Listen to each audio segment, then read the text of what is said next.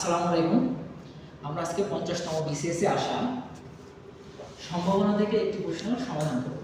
তাহলে দেখা যাক, সম্ভাবনা একটা প্রশ্ন আসছিল যে 40 থেকে 50 এর মধ্যে 40 থেকে 50 এর মধ্যে যদি আমরা একটি সংখ্যাকে দুই ভাবে নিয়ে নিই, তাহলে সেই সংখ্যাটি মৌলিক সংখ্যা হওয়ার সম্ভাবনা কত আমরা সেটা দেখব। ঠিক আছে, তাহলে চলুন আমরা সমাধানটা করি।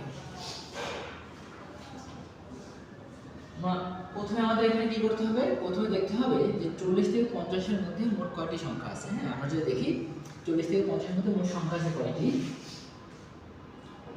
40, 41, 42, 43, 44, 45, 46, 47, 48, 49, 50। তাহলে আমরা দেখতে পাচ্ছি 1, 2, 3, 4, 5, 6, 7, 8, 9, 10, 11টা। 40 থেকে 50 এর মধ্যে আমরা দেখলাম মোট সংখ্যা আছে হলো 11টা। তাহলে মোট ফলাফল কত হবে? আমরা যদি দেখি, মোট ফলাফল হলো n of s সমান হলো 11টা। এখন এখানে আমাদের কি দেখতে হবে যে কয়টি মৌলিক সংখ্যা আছে আমাদেরকে সেটা দেখতে হবে। তাহলে আমরা যদি এখানে মৌলিক সংখ্যা দেখি, 41 একটা মৌলিক সংখ্যা, 43 একটা মৌলিক সংখ্যা এবং 47 একটা মৌলিক সংখ্যা।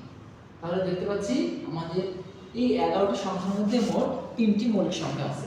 তাহলে অনুকূল ফলাফল কত? আমাদের অনুকূল ফলাফল অনুকূল ফলাফল হলো 3। তাহলে এখন সম্ভাবনা কত হবে? আমরা জানি সম্ভাবনা p সমান হবে n of a ভাগ n of s।